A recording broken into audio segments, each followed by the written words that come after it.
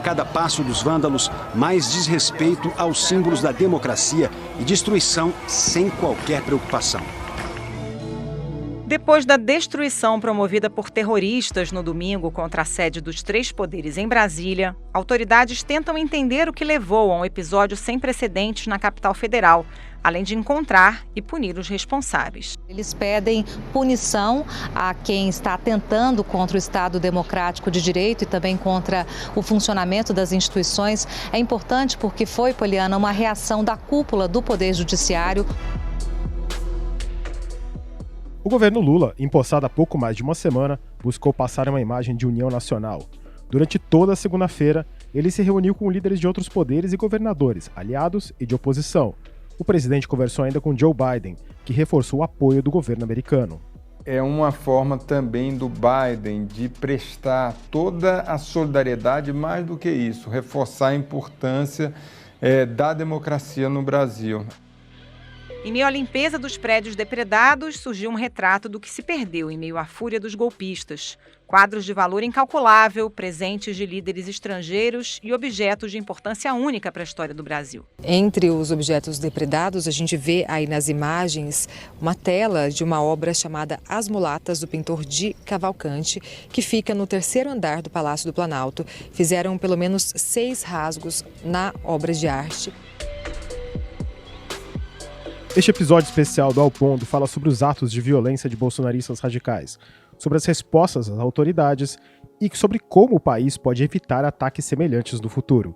Eu, Felipe Barini e Carolina Moran conversamos com os repórteres da sucursal de Brasília, Aguirre Talento, Patrick Campores e Jennifer Goulart.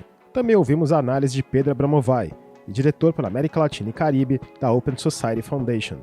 O Ao Ponto dessa terça-feira, 10 de janeiro, está começando. Vem com a gente.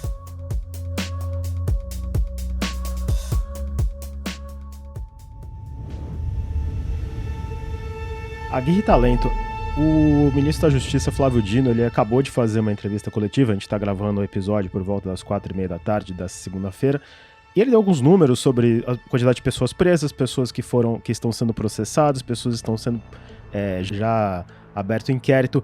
O que vai acontecer com esses detidos e qual será a estratégia da polícia para chegar a outros nomes e especialmente aos financiadores desses atos? Foram abertas algumas investigações pela Polícia Federal e por outros órgãos de investigação, como o Ministério Público Federal, Ministério Público do Distrito Federal, para apurar uma infinidade de crimes e de diversos fatos relacionados à invasão dos três poderes. Um dos focos da Polícia Federal é buscar os financiadores, quem é que estava por trás desses atos terroristas, se houve patrocínio de empresários. A gente tem informação que algumas pessoas presas relataram nos depoimentos que foram bancados, ou que a passagem deles para Brasília foi bancada por empresários. Então, realmente, o segundo passo da investigação da Polícia Federal vai ser chegar a essa camada dos recursos financeiros e dos financiadores. Mas, nesse primeiro momento, todos estão tentando avaliar a extensão dos danos ao patrimônio público, fazer perícia para saber exatamente o que é que foi danificado e também saber a responsabilidade dos entes policiais, se houve omissão da Polícia Militar do Distrito Federal. Isso é uma linha de investigação que foi aberta pelo Ministério Público Federal e pelo Ministério Público do Distrito Federal. Então, são todas essas linhas de apuração que envolvem esses fatos lamentáveis que a gente acompanhou nesse último domingo e que provavelmente terão ainda algum tempo para se desenrolar, porque são muitos presos. Foram 1.500 detidos até o momento, a maioria deles, a previsão é que sejam encaminhados ao sistema penitenciário, ao complexo penitenciário da Papuda ou à penitenciária feminina, e serão indiciados por crimes de terrorismo, crimes contra o Estado Democrático e outros crimes correlatos. Nessa segunda-feira, a Polícia Federal está com a força-tarefa de 50 equipes tomando depoimento dos 1.200 manifestantes que foram presos no quartel-general do Exército nessa segunda-feira. Os 300 que que haviam sido presos ainda no domingo foram ouvidos pela Polícia Civil e foram já encaminhados para o sistema penitenciário. Então, essa é a atualização mais recente que temos nesse momento que a gente está conversando. Eu queria chamar também para a conversa o Patrick Campores, que também repórter de Brasília. E eu queria ouvir um pouco de vocês dois. Vocês dois estavam lá no domingo, né? Como que foi essa a onda de violência na Praça dos Três Poderes e de fato não houve mesmo reação das forças policiais em um primeiro momento? Então, Felipe, a primeira cena que me chocou foi chegar na região do Espelho d'Água ali do Congresso Nacional e ver que uma viatura da Polícia Legislativa tinha sido lançada ali dentro do Espelho d'Água, né? E outra viatura totalmente detonada e depredada. Olhando para dentro do Congresso Nacional, uma quantidade enorme de gente dentro e no teto do Congresso. E o que chamou a atenção era um barulho muito grande de bombas lá dentro, vidros sendo quebrados, e realmente, no primeiro momento, sem forças policiais ali, menos visíveis não tinha. Em seguida, eu desci para a região do Tribunal Federal, e também o que deu para perceber é que a Praça dos Três Poderes tinha sido transformada numa praça de guerra ali. Muita gente dentro do Palácio do Planalto já, e muita gente também dentro do prédio do Supremo Tribunal Federal. Os móveis que estavam lá, a quebradeira continua. E é a do STF. Como se pudessem destruir as instituições brasileiras, depredam tudo no STF. Os alarmes de incêndio, todos disparados, aquela chuva que os extintores provocam, tinha alagado tudo ali, porque estava despejando água para conter possíveis focos de incêndio ali dentro.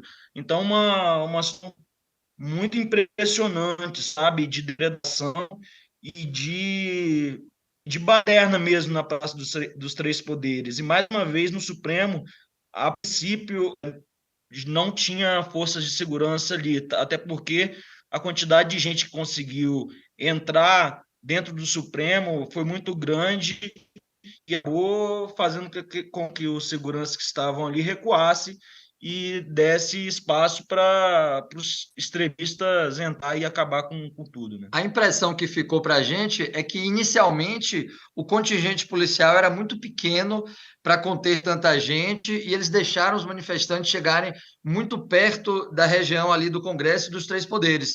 Então, foi fácil para os manifestantes forçar a entrada. Eu cheguei ali na região da Praça dos Três Poderes, uma rua atrás do Palácio do Planalto, e já era possível ver o Palácio do Planalto totalmente tomado, no estacionamento estava totalmente ocupado por manifestantes, e nesse momento começaram a chegar viaturas, carros do Exército com militares, viaturas policiais, para reforçar o policiamento. E eu fiz volta para chegar na Praça dos Três Poderes por baixo do Palácio do Planalto, e o fluxo de pessoas, de certa forma, estava completamente liberado. Eu poderia andar, tanto que eu fui andando até chegar às proximidades do Palácio do Planalto sem nenhuma dificuldade. Havia um cheiro de gás lacrimogêneo muito forte que estava vindo principalmente da região do Supremo Tribunal Federal, que era onde o confronto estava concentrado no momento da minha chegada, e os policiais ainda estavam se preparando para entrar no Palácio do Planalto e retomar o controle do Palácio do Planalto, que já estava completamente ocupado e depredado pelos manifestantes. Então, em certo momento, eu vi o batalhão de choque da polícia entrar no Planalto e começar a retirar, levar presos todos os terroristas, podemos dizer assim, porque esses atos estão sendo classificados dentro da lei contra o terrorismo. Todos eles estavam sendo retirados, presos e sendo colocados em ônibus da polícia para serem levados, para serem indiciados, autuados e depois encaminhados ao sistema penitenciário. Mas o cenário realmente era de caos e guerra na Praça dos Três Poderes. Vale lembrar, né, Gui, que uma das estratégias ali para dispersar os invasores, tanto da Polícia Federal como da Polícia Militar do Distrito Federal, foi jogar de cima de helicóptero bombas de gás para dispersar as pessoas que estavam ali invadindo, né, esses terroristas. E com relação também ao trabalho ali da imprensa, era um clima é ainda bem complicado, porque esses extremistas eles estavam meio que numa caça ao jornalista, né? Achando que todo mundo era jornalista infiltrado, petista infiltrado. Muita gente, às vezes, abordava colegas de imprensa tentando extrair alguma informação, e quando descobria que eram jornalistas, até agredia fisicamente e queria fazer um lixamento ali em praça pública, né? Foi uma situação horrível para a imprensa trabalhar. Não que nessas manifestações o trabalho seja fácil, né? Mas nessa, especialmente, havia uma caça aos jornalistas e aos profissionais de imprensa, o que dificultou muito o nosso trabalho. A gente teve, inclusive, a colega do Washington Post, Marina Dias, que ela foi agredida por ter os óculos quebrados. São, infelizmente, mais relatos de violência contra a imprensa que só está tentando levar a informação correta para a população. Eu queria fazer outra pergunta agora para vocês.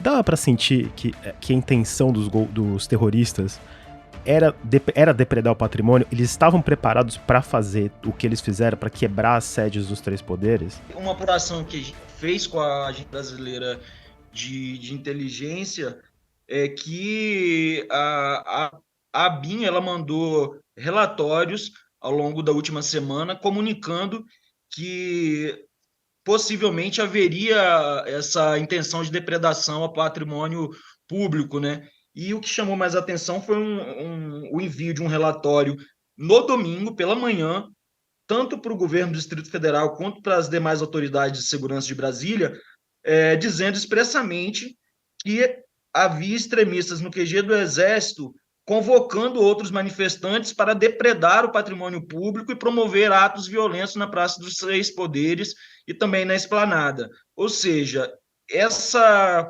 questão da depredação e da invasão, ela já havia sido identificada pela ABIN e já havia sido comunicada aos órgãos de segurança horas antes, né? Antes mesmo dos extremistas descerem do QG do Exército até a região da Praça dos Três Poderes, o que dá aí um trajeto de cerca de 8 quilômetros. Então, quer dizer, aviso não faltou. E a informação que me foi dada hoje, a primeira vez, creio que por volta de 8h40 da manhã de hoje, domingo, quando eu questionei novamente, foi que estava tudo sob controle e que era possível, sim, manter esse trânsito de pessoas.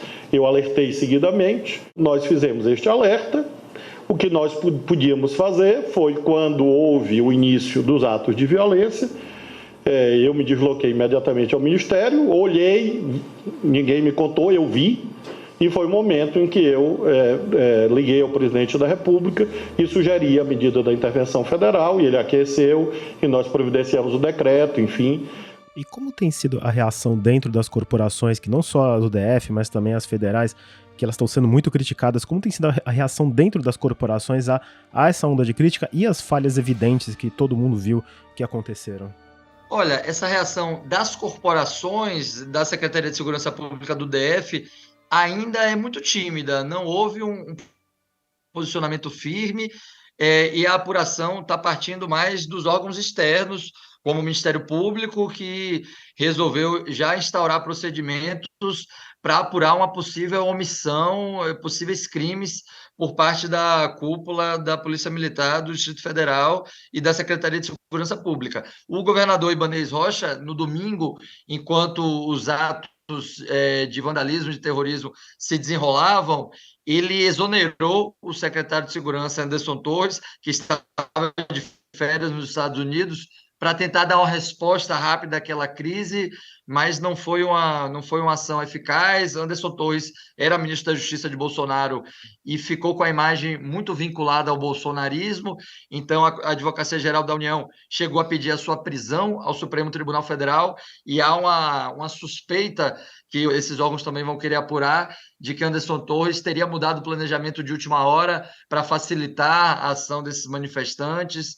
Ainda não há uma resposta muito fácil a essa pergunta, mas provavelmente a responsabilidade das forças policiais, da Polícia Militar, vai demorar um pouco para ser apurada a partir da investigação do que aconteceu efetivamente nessas invasões, de como é que eles conseguiram invadir tão facilmente.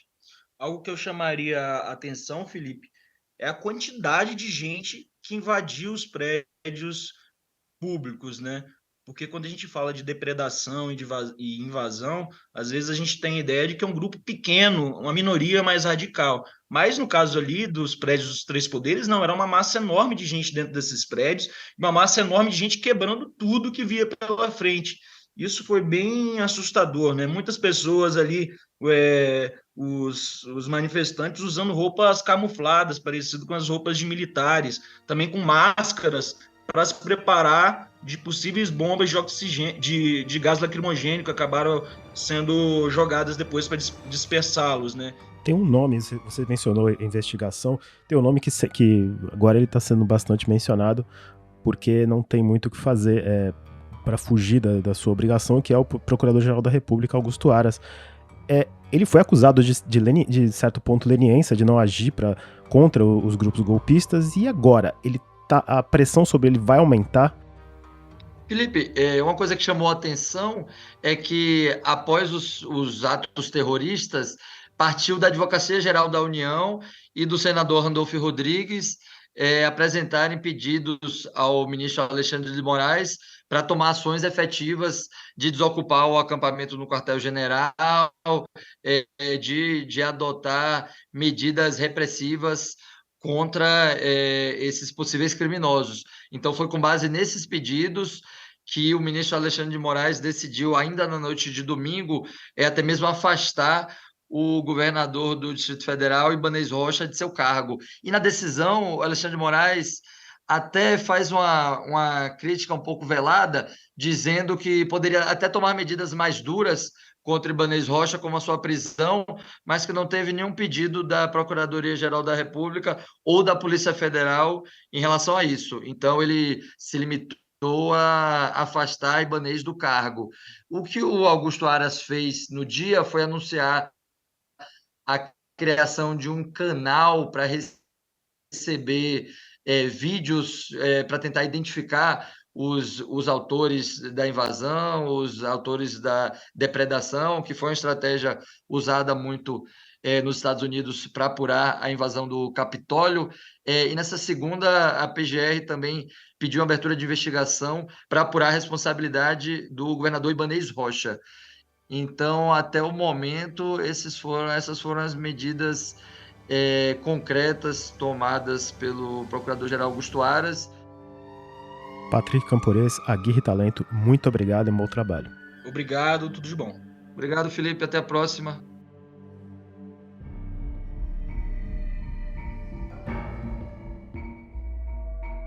Jennifer Goulart, passado aí o dia seguinte dos atos golpistas do domingo, qual é o diagnóstico do governo a respeito do que aconteceu? O presidente Lula fez um discurso muito duro na reunião com os governadores e fez críticas muito contundentes, sobretudo à polícia do Distrito Federal, né? O diagnóstico é de que acho que foi uma série de falhas, né, mas que se houve no sábado à noite, no domingo, enfim, uma mudança de orientação, que havia um pedido da equipe do ministro da Justiça, Flávio Dino, de que ônibus de manifestantes não entrassem na esplanada, e houve também um pedido de que manifestantes não entrassem na esplanada, que as pessoas não entrassem na esplanada, bolsonaristas, a exemplo do que foi no dia da posse. No dia da posse não havia permissão para bolsonaristas entrarem na esplanada, e que o que eles ouviram nas últimas reuniões para discutir a manifestação, o que seria feito, o que eles ouviram é que eles não poderiam impedir o direito de ir e vir das pessoas, e que aí, enfim, acabou que se mudou essa orientação, se permitiu que as pessoas entrassem na esplanada e a coisa saiu do controle das autoridades.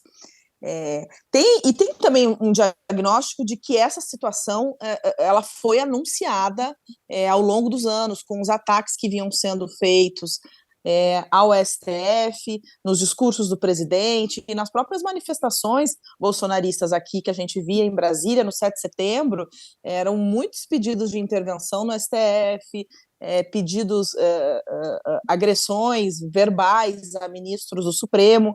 Então tem uma leitura que todo esse clima que ontem desembocou nessas cenas de terrorismo que a gente viu em Brasília, elas foram sendo gestadas e vieram crescendo nos últimos anos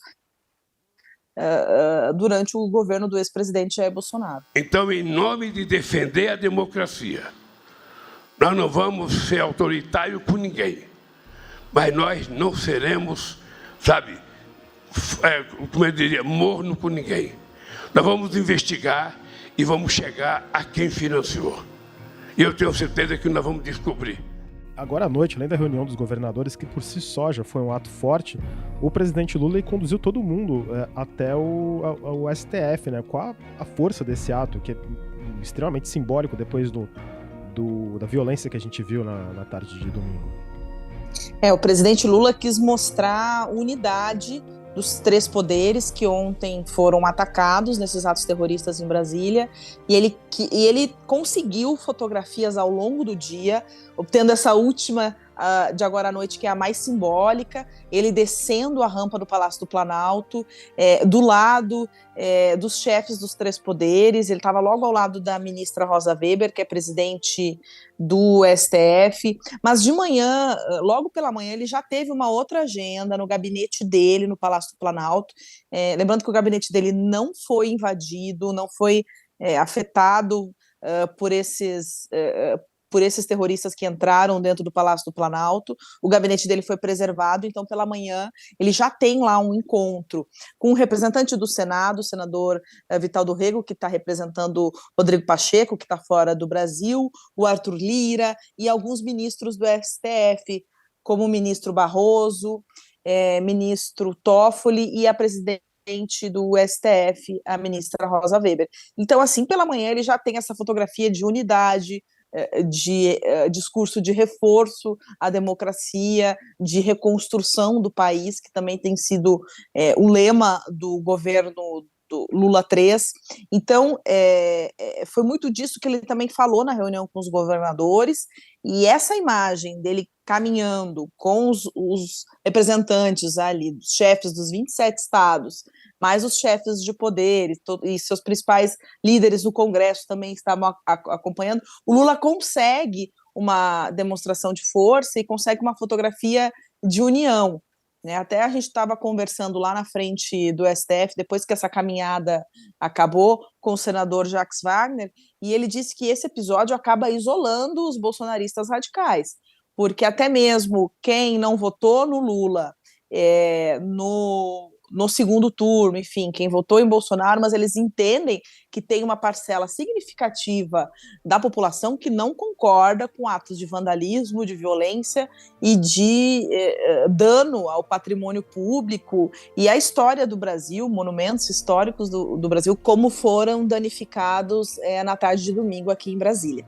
O Jennifer, ao longo de toda essa terça-feira, a gente teve uma coletiva do ministro da Justiça, Flávio Dino, depois a fala dos governadores, dos presidentes das casas legislativas, do próprio presidente Lula, mas tem um personagem que é crucial em toda essa história, que é o ministro da Defesa, José Múcio, e que está, de certa forma, escanteado, né? O ministro Flávio Dino foi indagado sobre a conduta do Múcio, disse que ele optou pelo diálogo com as Forças Armadas e que não pode ser condenado por isso, numa alusão àquela declaração que o Múcio deu ao tomar posse, né? Dizendo que tinha, inclusive, amigos nos atos golpistas e que era uma coisa que fazia parte da democracia.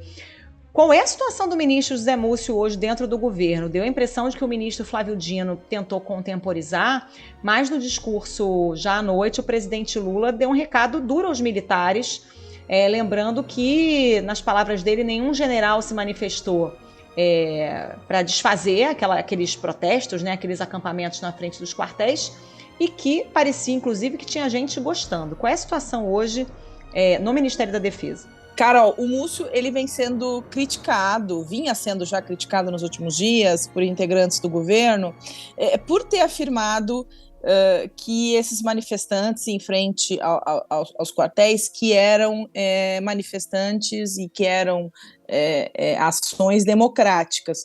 Ele mesmo, conversando com a gente, disse que passava 2 vezes por dia na frente do quartel-general do Exército de carro, observando a movimentação, e que pela percepção dele e pelos relatórios que ele recebe pela manhã e à tarde, esse número vinha diminuindo.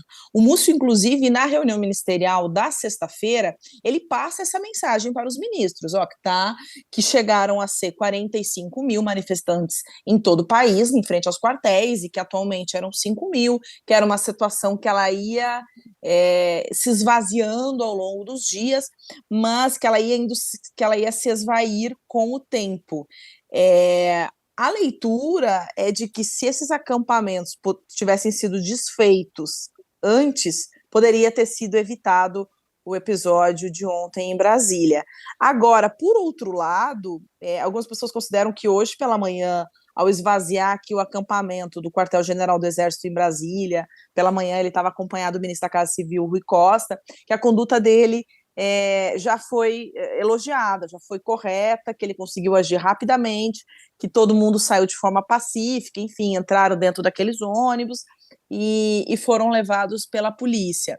Agora, a leitura é que, sim, o ministro Múcio sai chamuscado desse episódio, mas que isso não deve afetar a permanência dele no governo. Que, claro que todos os personagens ali que tiveram algum contato com temas que foram sensíveis a essas manifestações saem de alguma forma um pouco chamuscado. Também tem uma leitura de que o ministro da Justiça, Flávio Dino, teria confiado demais nas orientações do governador do Distrito Federal, agora que foi afastado do cargo, Ibanez Rocha, de que o esquema de segurança que o DF estava montando seria suficiente para conter qualquer descontrole dos manifestantes.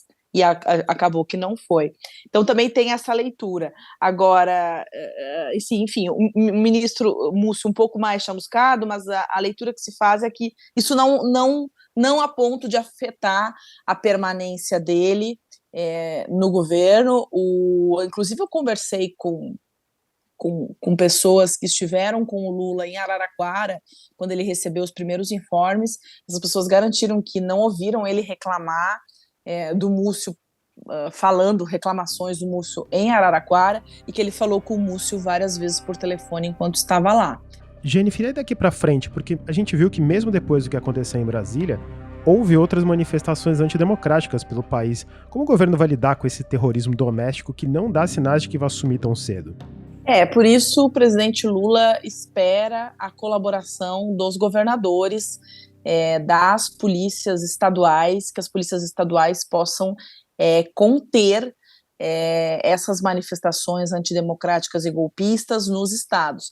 Acho que isso também tem muito a ver do motivo pelo qual ele, 24 horas depois dos ataques terroristas em Brasília, ele reúne os chefes dos 27 estados, maioria deles de governadores que estavam aqui nessa reunião com ele, e pede esse compromisso, esse empenho, essa ação em conjunto dos estados para conter eventuais células golpistas, interrupções de trânsito em rodovias, em refinarias, enfim, que possa conter uma disseminação desses atos golpistas. E tem um investimento também em inteligência, né, Jennifer? O ministro Flávio Dino anunciou a abertura de 3 inquéritos e disse que o governo e que as autoridades, a polícia, enfim, vão atrás de quem está financiando esses atos, né? Então também tem uma parte de estratégia de investigação para garantir que esses atos não tenham mais respaldo e financiamento.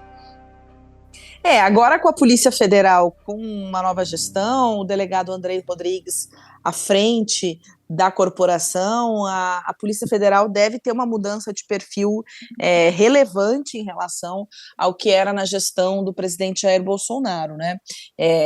O delegado Andrei Rodrigues está encarregado de comandar esses inquéritos, enfim, colocar pessoas da sua confiança para tocar essas investigações, que vão ser, sim, investigações sensíveis do governo.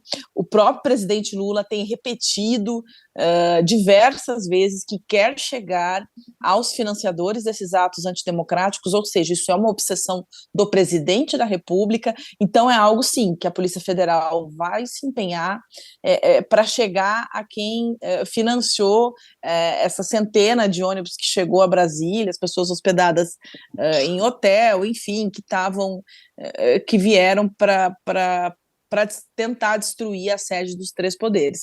Também tem uma outra avaliação de que o setor de inteligência, de um modo geral, ele precisa ser aprimorado para evitar que se repitam atos como esse em Brasília e que não, enfim, que não ocorra novamente o que se aconteceu, né? Que se consiga identificar isso aí, claro, um trabalho integrado entre a Polícia Federal, a BIM, o próprio GSI, que é o Gabinete de Segurança Institucional, também que se espera aí que esse trabalho de inteligência consiga identificar e evitar novos episódios como esse. Jennifer Goulart, obrigada pela participação, bom trabalho para você. Muito obrigado e bom trabalho. Obrigada, Barini, obrigada, Carol, boa noite. Doutor Pedro Abramovay, passadas aí algumas horas dos atos golpistas de domingo, como é que o senhor avalia a reação das instituições? Essa determinação de afastamento do governador Ibanez Rocha, a decretação de intervenção federal na segurança do Distrito Federal, agora a desmobilização também dos acampamentos golpistas.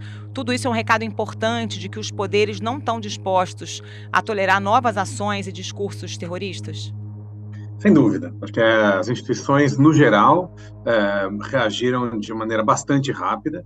Em primeiro lugar, a intervenção federal no Distrito Federal, na área de segurança, decretada pelo presidente Lula, foi a mais rápida já decretada. Quer dizer, se a gente pega outros exemplos de intervenção federal, em geral são crises que vão se acumulando, tem o caso do Rio de Janeiro ou outro, até que no momento mais agudo, depois de semanas, meses, etc., o governo federal decreta a intervenção. Não foi o caso. Em horas, você já tinha a intervenção decretada. Acho que isso foi algo muito firme. Claro que a reação também do ministro Alexandre de Moraes foi também bastante firme e enérgica. Os poderes do próprio Congresso Nacional, os presidentes das casas, agora chegando os governadores, uma declaração de que toda a institucionalidade brasileira está realmente repudiando esses atos gravíssimos, criminosos que aconteceram, né, de maneira bastante forte. Acho que há também, claro, instituições que falharam, né, e que se omitiram. A Polícia Militar do DF, todo o sistema, o governador, falhou de maneira impressionante, né, assim, no dever mais básico de proteção das instituições da democracia em Brasília. Acho que outra instituição que também está claramente aquém da sua responsabilidade constitucional é o Ministério Público. Apesar de tarde da noite o Procurador-Geral da República ter se manifestado, seria fundamental ter o Ministério Público agindo também imediatamente, mostrando com energia de que não vai tolerar essas redes criminosas que atuaram no dia 8. Apesar da tentativa do golpe, tentativa de golpe contra o Estado não ter sido bem sucedida, eles deixaram muitos estragos aí e tem ameaça de outros atos. Como a gente pode enfrentar uma ameaça que, como a gente viu no domingo, ela teve apoio de agentes públicos, agentes políticos e teve muito dinheiro de financiadores privados? Claro, o que aconteceu no domingo foi uma tentativa de golpe de Estado, uma tentativa de abolição do Estado Democrático de Direito, muito bem orquestrada, organizada, muito bem financiada e baseada numa rede de desinformação e de mobilização, que é a rede que vem mobilizando eleitores, mobilizando, até mobilizando criminosos, como a gente viu. Essa rede ela é muito forte, existe no Brasil, é fundamental e essencial no bolsonarismo, né? Não existe bolsonarismo sem essa rede criminosa tão articulada, né? que, de novo, é muito bem financiado. Então, o que a gente precisa, em primeiro lugar, são algumas coisas. A primeira é não pode haver leniência com os criminosos, né? Devem ser aqueles que participaram ali imediatamente, que destruíram diretamente, devem ser punidos, devem ser responsabilizados financeira e criminalmente. Os policiais que foram omissos, tanto da cadeia de comando toda, né, desde o governador até os policiais que estavam ali tirando foto e rindo, etc., são tão responsáveis quanto quem fez aquilo e devem ser punidos.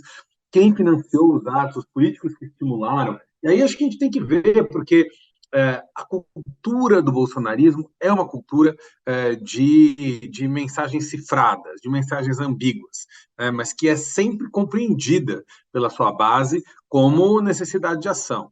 Então, quando o Bolsonaro não reconhece o resultado, quando o Bolsonaro recebe as pessoas no Palácio da Alvorada, quando estimula de várias maneiras os acampamentos na frente dos quartéis, ele está também sendo ele e vários outros atores políticos sendo responsáveis. Então, de um lado olhar a responsabilidade de todos no que aconteceu no domingo, porque é muito grave o que aconteceu. A dignidade da democracia foi afetada de maneira como nunca havia sido na história brasileira.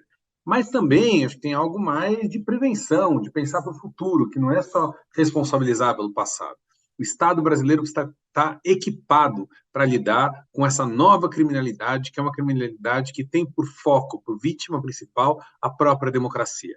Então, você precisa de instrumentos dentro do Estado, no Ministério Público, em outras instituições, na Advocacia da União, enfim, no próprio Executivo, de órgãos que estão monitorando as redes sociais, buscando, não levando ameaças a sério, né, e enfrentando essa criminalidade antes, né, que a gente possa ver tragédias como a gente viu no domingo. Porque, como vocês nos colocaram, né, esse movimento existe e, se não for bloqueado, trará uma instabilidade permanente e um risco, uma ameaça à democracia brasileira. Pois é, o senhor falou do ex-presidente Bolsonaro. Duas colunistas do Globo, a Bela Megali e a Malu Gaspar, publicaram na segunda-feira que o ruído em torno de uma responsabilização de Bolsonaro tem aumentado. Não só Bolsonaro, né? Houve também outros políticos que vinham insuflando os golpistas e políticos que, inclusive, participaram dos atos golpistas. O senhor acredita que existe um caminho legal e que seria importante, eventualmente, punir o clã Bolsonaro e outros agentes políticos, ainda que não estivessem fisicamente presentes nos atos?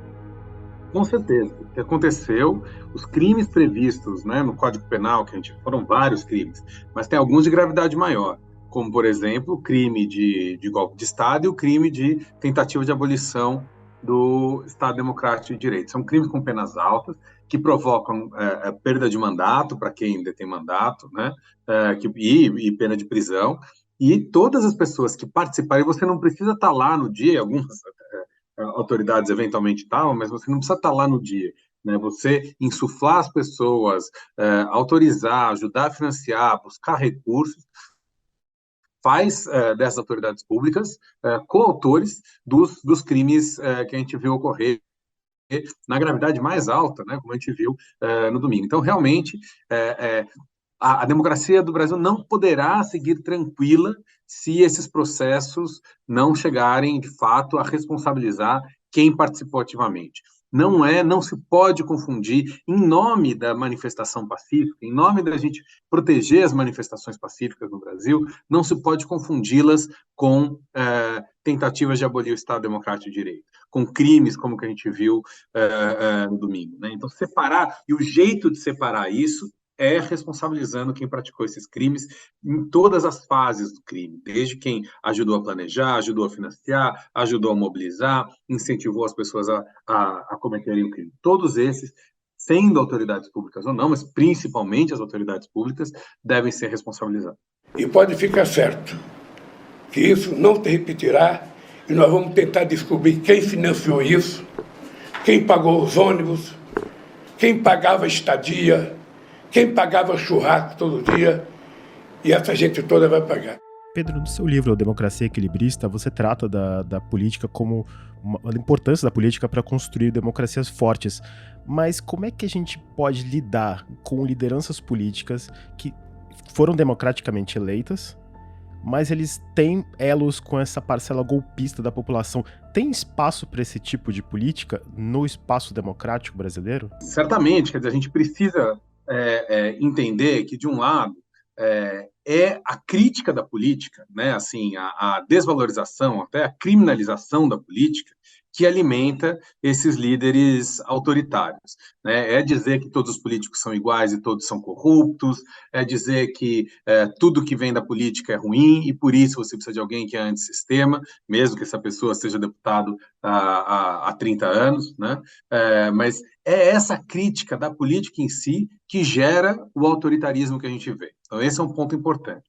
O segundo ponto para superar isso não vai ser superado com decisões técnicas e visões de como a gente vai organizar o Estado para fazer isso. Também é política. A gente vai precisar conseguir falar com as pessoas que são hoje parte dessas redes, que são alvo dessas redes de desinformação, e vai ter que conseguir trazê-los de volta para a democracia. Esse é o grande desafio. E aí, acho que a terceira coisa Brasil e Estados Unidos são, e acho que essa comparação, né, entre o 8 e o 6 de janeiro torna isso ainda mais forte, mas são os dois únicos países que elegeram líderes autoritários e derrotaram esses líderes na primeira oportunidade. Todos os outros países que elegeram esses líderes autoritários, que foram eleitos baseados em grandes redes de desinformação, viram esses líderes serem reeleitos, né? E, depois de reeleitos, iniciando o processo de realmente desconsolidação da democracia, né? Isso em vários países da Europa, da Ásia, a gente viu isso na Índia, na Hungria, na Polônia, na Turquia, são muitos lugares, né? Então, a gente precisa... O Brasil e os Estados Unidos foram os países que tiveram essa segunda chance da democracia, né? Mesmo tendo parcela significativa da população que está capturada por essas redes de desinformação, né? Que está, enfim, claramente colocando a democracia em risco, mesmo com isso, a sociedade civil desses lugares, a política, a democracia, conseguiu ganhar a primeira eleição e ganha uma segunda chance. A gente não pode desperdiçar essa segunda chance, porque os países que não tiveram essa segunda chance, até hoje, não conseguiram voltar plenamente à democracia. Então, é muito importante que o Brasil esteja atento e que seja absolutamente intolerante com o autoritarismo e os ataques à democracia que a gente tem visto, né, como, por exemplo, o dia 8, mas não apenas, né, que a gente tem visto esses grupos que sistematicamente insistem em atacar a democracia. Países aqui vizinhos da América Latina, Estados Unidos, Canadá, da União Europeia, até Rússia e Ucrânia se manifestaram em defesa da democracia brasileira. Esse é um sinal forte de que uma ação golpista não seria tolerada pela comunidade internacional e mais, que o Brasil, aos olhos do mundo, pode ser mais um espelho, né? Como aconteceu nos Estados Unidos, e você bem lembrou, na Hungria e em outros países em que os regimes autoritários foram correndo a democracia por dentro. Eu acho que tem dois elementos aí. O primeiro que acho que essa reação mostra a força, claro, do presidente Lula, que acho que, né, a posse dele mesmo demonstrou isso, a força internacional que ele tem. Mas acho que é mais do que isso, né? Existe o Brasil hoje, não à toa, a gente viu hoje um dos gurus da família Trump e também da família Bolsonaro, Steve Bannon, celebrando, né, os atos de domingo no Brasil. O Brasil é um território de batalha entre autoritarismo e a democracia no mundo hoje. O mundo todo olha para o Brasil porque sabe que se o autoritarismo vencer no Brasil, a democracia perde muito no mundo inteiro. E se a democracia vencer no Brasil, pode ser uma inspiração justamente para países que hoje têm líderes autoritários. Então, essa reação é também uma reação da comunidade internacional, mostrando que está muito atenta para o que acontece no Brasil. E, de fato, acho que o golpismo no Brasil, eu não diria que não teria chance de sucesso por causa do isolamento internacional, porque há casos de países que estão isolados internacionalmente, a Nicarágua, por exemplo, que seguem, né, com ditaduras, mas uma aventura golpista no Brasil traria um isolamento brutal, com consequências econômicas gravíssimas para o Brasil, que certamente o mundo deixou claro que o Brasil precisa evitar. Doutor Pedro Abramovay, muito obrigada pela participação. Bom trabalho para o senhor. Muito obrigado. Eu que agradeço.